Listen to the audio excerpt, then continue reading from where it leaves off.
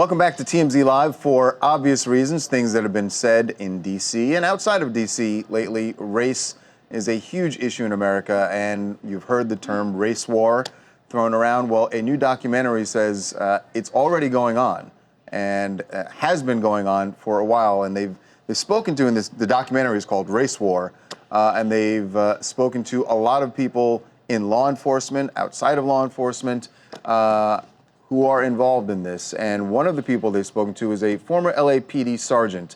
Cheryl Dorsey was on the force for 20 years and says that a lot of the things you're going to see in this documentary, she can confirm, are really going on. And it's really a startling and even scary look at what's going on in law enforcement, according to this documentary. So joining us right now, Cheryl Dorsey, welcome to TMZ Live. How are you doing? I'm great. Thanks for having me. Well, thanks for being here. So tell us about this. How did you get involved in this, in the documentary Race War, and why did you feel it was important to speak up about what you had seen on the police force?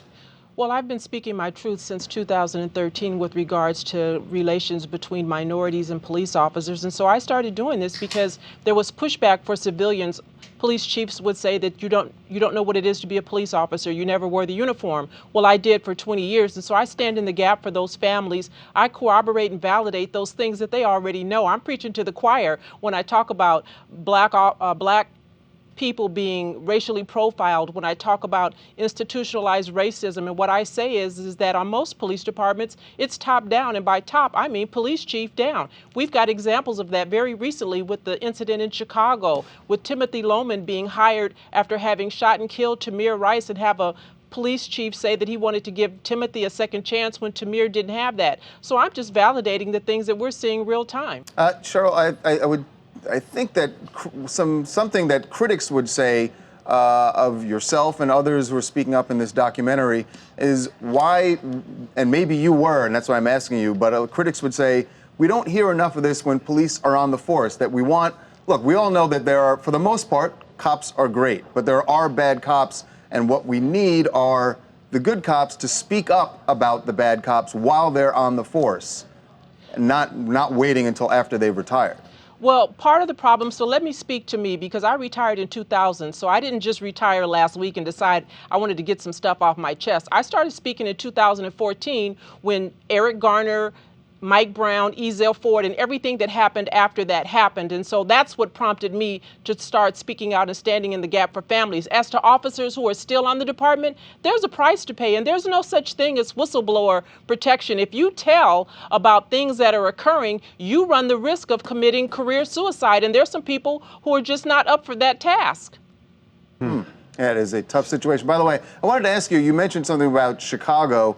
I want to get your reaction to President Trump's suggestion that stop and frisk should be enacted in Chicago. Well, it's a ludicrous idea, but what he didn't say is that he wanted to institute that in Rogers Park, where it's 42.9% white folks. I'd like to see him institute stop and frisk for them, and I'd like to know what they think about that, because stop and frisk is not going to solve those two murders. And why doesn't he bring in those resources, the ATF, the FBI, and have Superintendent Eddie Johnson bring in his gang and narcotics units when there's 50 killings over a 3-day weekend? Why now? Is this something specific to this neighborhood that they garner this kind of attention? We know that they can deploy those resources whenever they want, so why not deploy them every weekend when there's multiple fatalities and multiple shootings? Yeah. Okay. Well, it's really interesting. Race War. Yes, that is the name of the documentary. And there'll be screenings in New York this weekend on Saturday. There are screenings next weekend in LA. And it's also going to be hitting up several other major cities, Atlanta, Chicago.